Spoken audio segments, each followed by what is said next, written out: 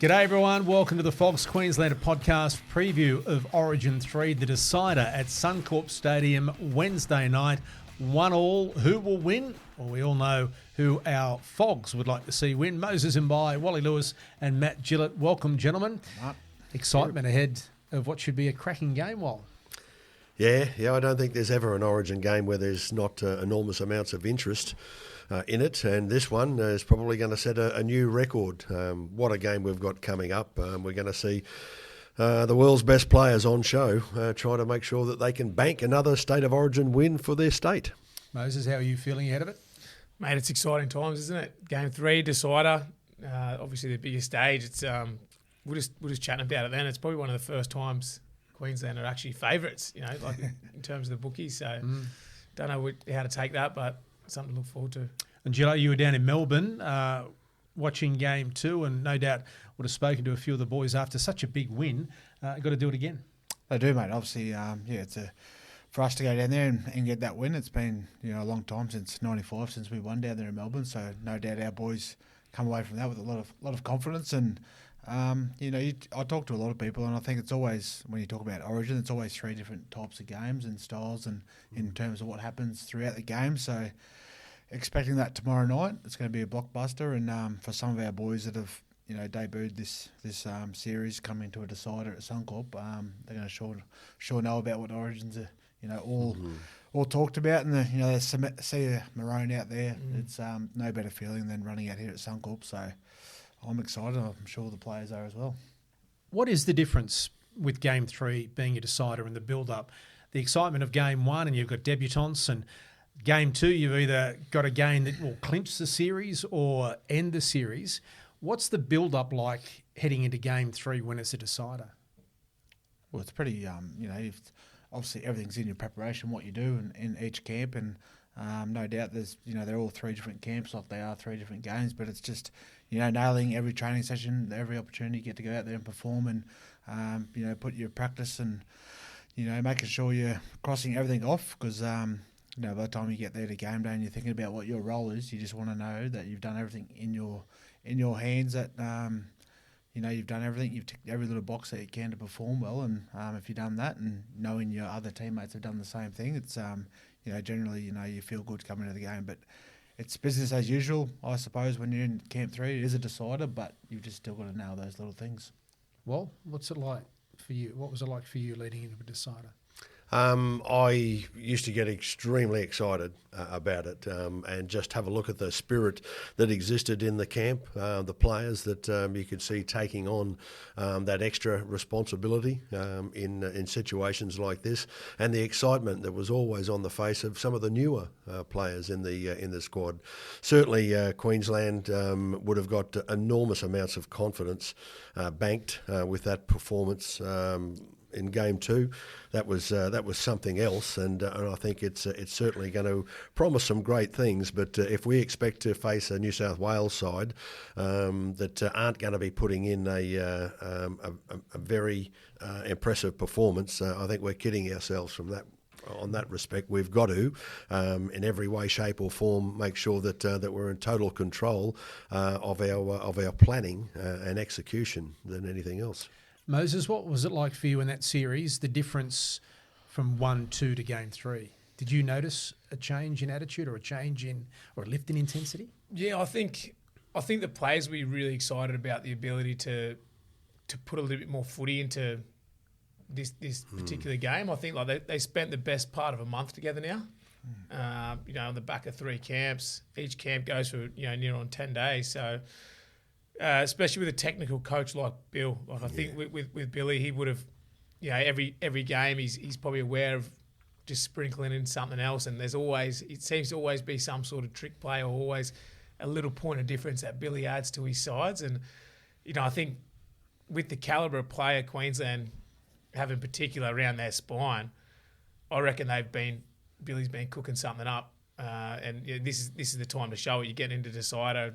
It's the last stop, isn't it? So it's all on the line, and everything you've got to build on and throughout that best part of a month in the camps, you get to execute it. So there'll be a real excitement around, and definitely tune in to keep an eye on what's going to happen. Yeah, and he hasn't committed to next year yet, Billy, either. So that might be in the back of the minds of the players. Just a bit of a distraction, mate, for the media. Well, yeah, just to maybe send him out as a winner. Let's have a look at the two teams. This is at the time of recording. We have these Queensland and New South Wales sides. The interesting thing here, the return of Pat Carrigan, has not played any club footy since suffering that injury a couple of weeks ago for the Brisbane Broncos. And Jeremiah Nanai back in Queensland colours after he's had an injury-plagued last couple of months or maybe seasons for Jeremiah.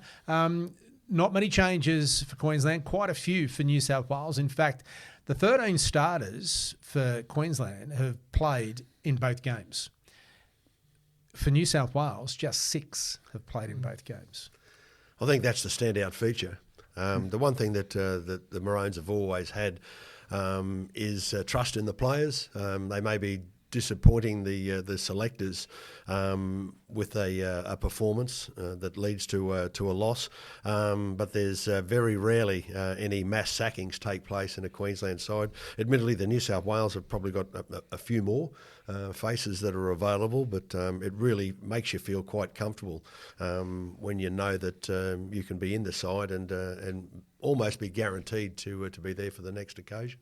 Having said all that, do you think it's a better looking New South Wales side than potentially game 1 and 2? Yeah, I think so. I think they've made some.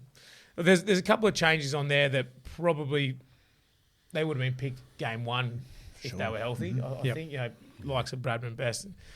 But I guess it's a bit of a reflection on your performance as well. Like that Queensland side, if we're being honest, I thought they outperformed New South Wales in game 1. I mean, there was some key moments that happened around Ponga's send-off that probably resulted in the result going the wrong way. But if they didn't have that go New South Wales last game 2, they were pretty ordinary. So and Queensland performed really well. So that's probably a reflection of your performance and the ability not to change, no need to change the side.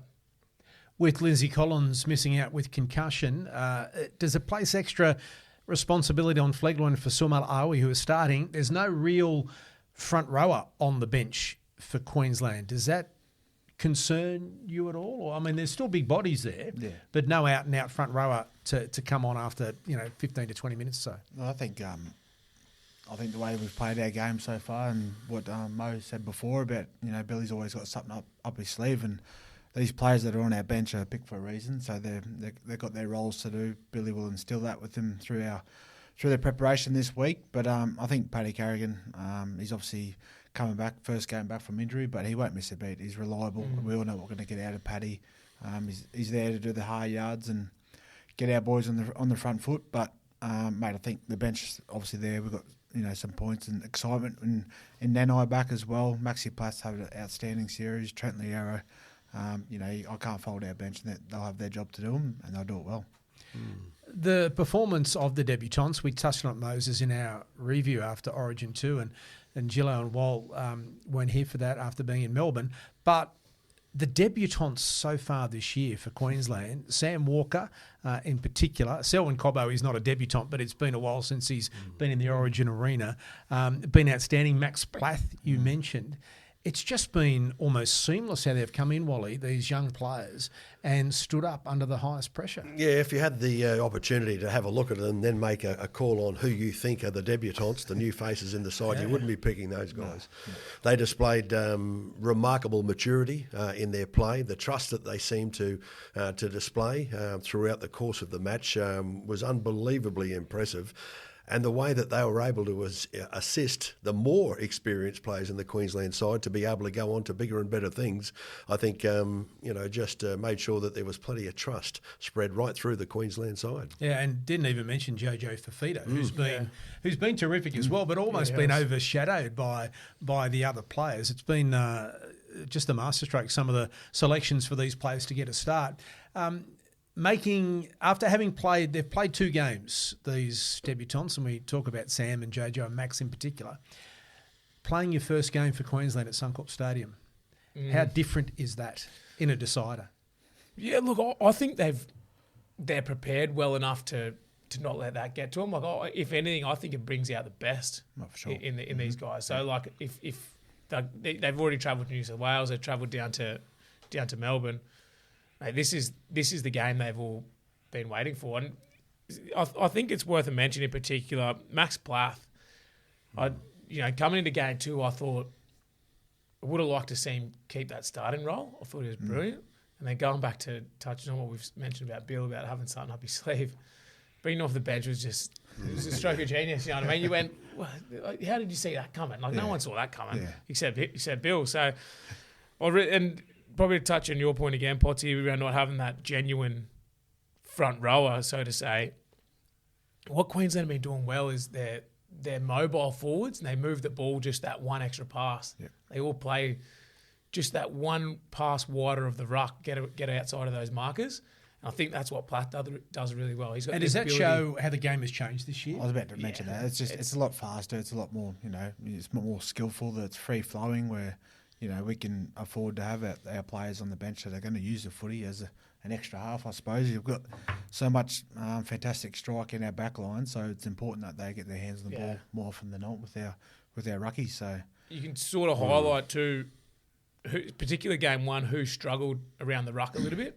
Yeah. And I thought Big Adam Fanor-Blake was the one who was gasping for air early, and it ended up turning into a try when it was Liero's try game 2, where Max Plath actually was pushing on the back of the push, those spine players getting quick rucks, and he's just turned a nice short ball up to Liero, and it just looked like 3 real mobile forwards pushing through the ruck, and the big boys were just in the mud. It's like it's a different kettle of fish for those guys out there. So they were targeting, weren't they? I think so. Definite players in the opposition.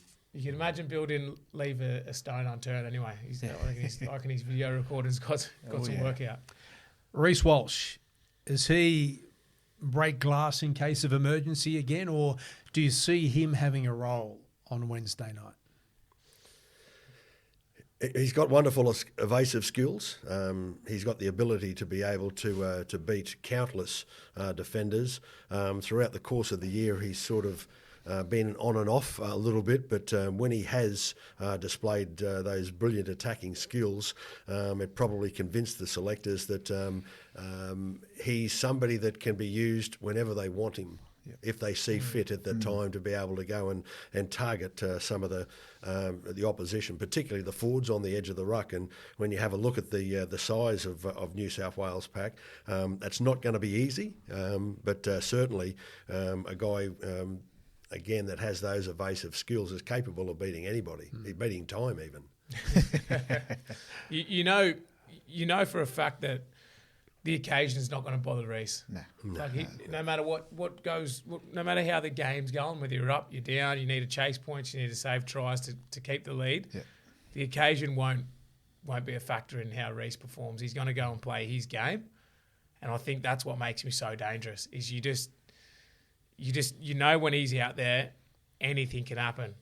Whether he's got the ball or he doesn't, he can save tries or he can score them, set them up. He's one of those guys where you go, he's got to be there. Yeah, and I think he's one of those guys that doesn't go in there with any set plan. I'm going to be doing this and do this. It's just whatever pops into the head, and he sees an opportunity there, have a go at it. And those evasive skills have beaten countless players throughout the course of the year.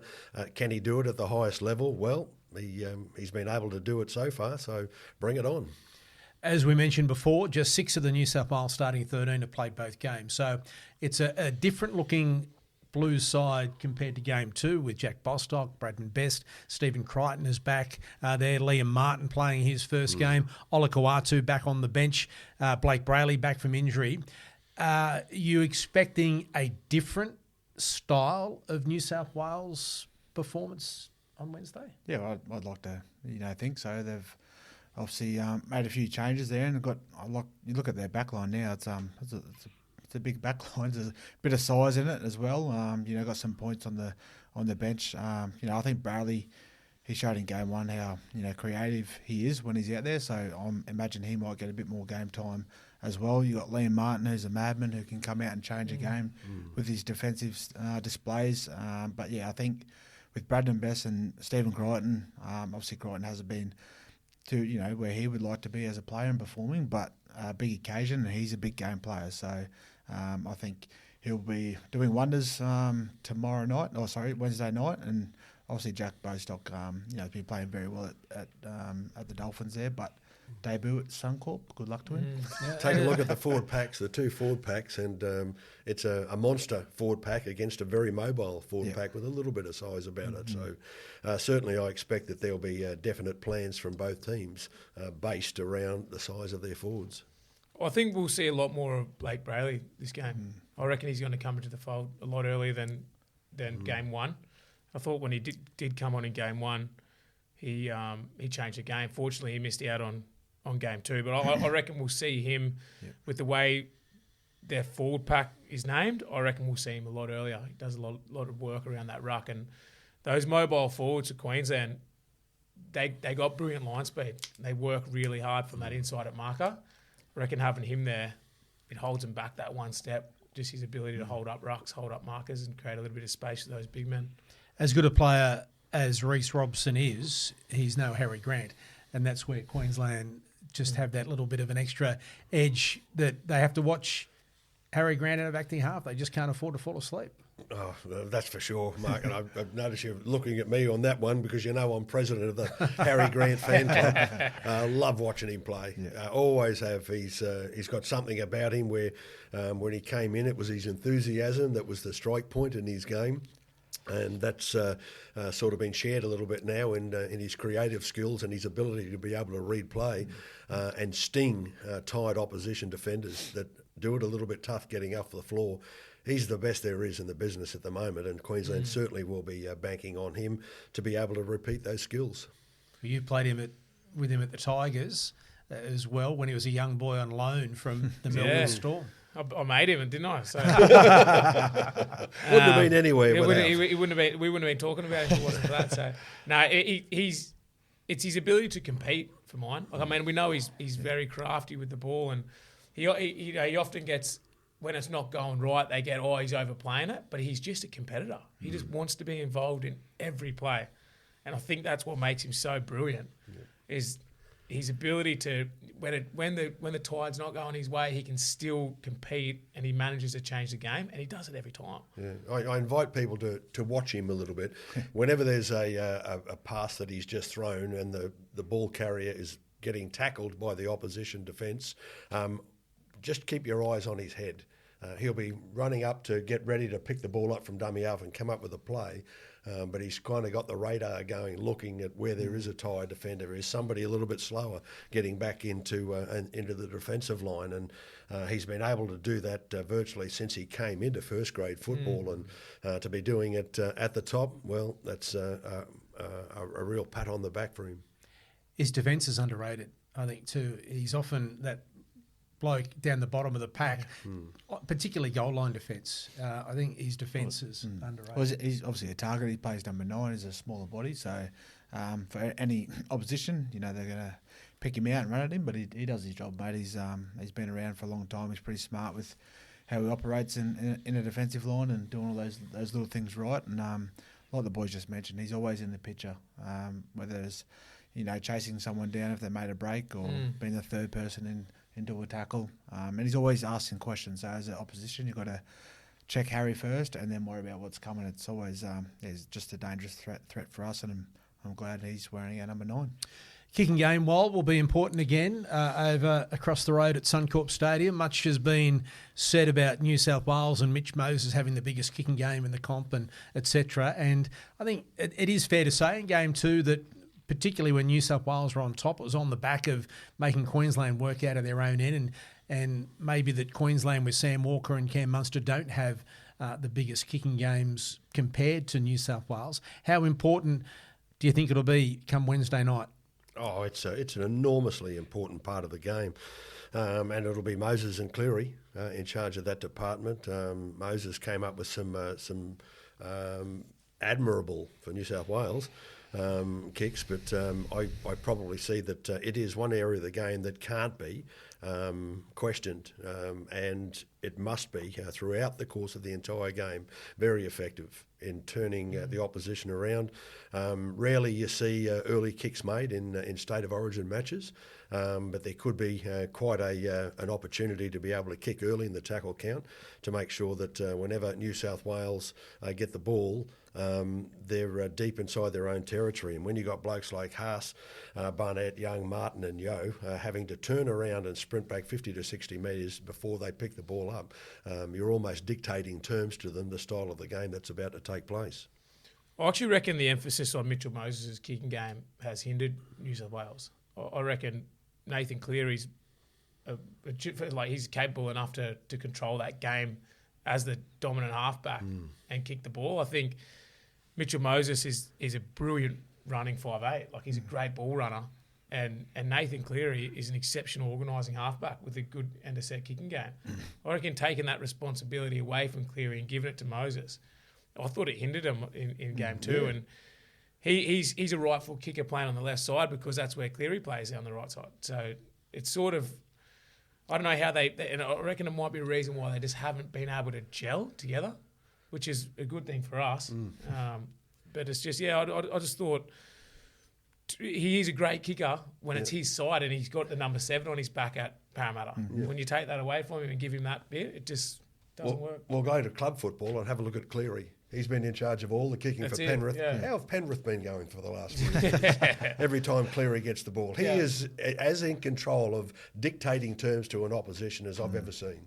Has a wonderful kicking game, kicks when he knows it's time to kick, and certainly to take that away and share it, with all due respects to Mitchell Moses, I think it's probably taking away some of the benefits that New South Wales have. Just to add on that, the game changer in game 1 was a Cleary 40-20. Brought them back in the game. They went down and scored a try straight off the back of that.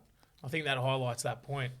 If Mitchell Moses is there and they're trying to get a tackle 4 or 5 and he's playing his own kick, I don't think Cleary takes that kick, change that game. So it'd be interesting to see. It'd be interesting to see where they're going with this, and I think it's probably a conversation they've had between the two of them of which role or how much the role one of them takes. He plays on instinct too, Nathan Cleary, doesn't he? And if you're thinking about another player doing part of your job, it takes away from him his natural ability, doesn't it, in that respect?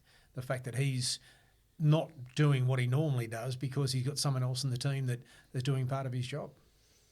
Potentially. It's, I just think, like what Wally just mentioned, he's been the key indicator, the dominant half for the last 5 or 6 years at Penrith, and they've come home with 4 trophies of that. So you can't say we got a better bloke for the job in Mitchell Moses. Like, he's the man for the job. You got to give him the reins, don't you? Oh, have to. Yeah. You've got to do that. So what's Queensland's key? What do you want to see Queensland do well, or they need to do well to win the game? What's the key, Wal? Making sure that they get to put their game plan into effect, and in doing so, not panic if 1 or 2 things don't go right early in the game. And I'm sure that there's enough experience in the team there now to be able to do it. There are a lot of people that were suggesting that Sam Walker's inclusion in for his debut match was going to be the disaster for Queensland. We'll have a look at the match that he put together in game 2. He was quite remarkable, and I sat there and admired the way that he was able to control everything about his game, including his goal kicking, which was absolute perfection. For a guy to be able to have that much control about his displays and not show, that being a novice, in inverted commas, is going to damage his and Queensland's chances. Only a fool will come up with that now. 8 from 8, I think he kicked. Magnificent. It was terrible the next week. Or backed up, didn't he? Against the Bronx. What do you think of Moses? I think Queensland they can't shell up or shy away from the way they play footy. I thought game 1 they had a brilliant start on the back of how they play their footy with the short pass on the back of Billy's game plan. Got out to a nice lead and then started protecting the lead and got run down. And I reckon in game 2 they were a bit conservative early. Yeah. And then they've realised we've got to play some footy here, and they've just taken off with it. So I reckon for that Queensland side is just be confident in what they are capable of doing, and then going through with it. Don't get out to 18, 20-point lead and just shell up and try to start protecting that lead, because they're all. You just go through the list and you go, there's points there, and that's how they have to play it, I think. Yeah, I think from what they've built throughout this series and what's coming Wednesday night, there's just obviously a couple of building steps there, but I think, come into the cider, they've just got to, go up that next level. I've been really impressed with our outside backs and getting us on the front foot, and Selwyn Cobbo, Hammer, Rob Toyer, Jojo, they've done such a great job of coming out of trouble, and that's, been freed up our 9, 7 and 6 to play a bit of footy. So big Selwyn Cobbo, he might be in line for the Wally Lewis medal apparently. But so impressed with outside backs, and no doubt they've been getting the raps in behind the scene with Billy and the crew. So who will lead Queensland to victory? If the Maroons win on Wednesday night, who will be named man of the match as being the pivotal person to get the Maroons home? Who do you reckon? I'm throwing one out there to start so you can think about it. I think Cam Munster has been just bubbling along nicely and ready to explode in Game 3. That's for me. What about you, Moses? Oh, it's got to be a spine member. I'm actually going to go Sammy Walker. I think, he's the 7, a lot of responsibilities on his shoulders, but he's been playing so well. And I think for him to stay up for 3 games at that level he's been playing at is going to be his biggest challenge, and he's definitely capable of doing it. So I just think if he stands on his 10 toes again like he has been the last 2 games, I think he's the difference. Well, one player, Harry Grant again. Yeah. Just you can't president of the Harry. club. To change it, I'd say Cam Munster. Yeah. He's been just a tiny bit quiet. We haven't Just got bubbling along. Yeah. Just fitting in, and when he's got an opportunity to be able to present his best in a match of extreme importance, this is the one. And I've loved watching him play over the last couple of years, and I think it won't just be his physical performance; it'll be his mental performance to be able to inspire those around him and to be able to get them into positions and field of play. I'm not sure who'll be doing the calls on what the plays are every time. It might be Sam. It could be Harry Grant, but certainly he's going to be one of the guys I think that just can never be underestimated in the Maroons outfit. I can't go past Harry Grant. I think all of Queensland, we know what he brings. He obviously touches the ball most amount of times out of our side, so he's in control there of who's getting the ball. Sammy Walker, Cam Munster, Tommy Flegler. He's got choices. He's got options. He's going to go have another great game. Obviously, Melbourne, he was pretty influential in the way we perform, but he's just a competitor. He's always in there. You'll see him. His arse will be hanging out, but he's still getting himself right. He's still asking questions of the defensive line, but Harry Grant will be walking away with the man of the match and possible Wally Lewis, maybe.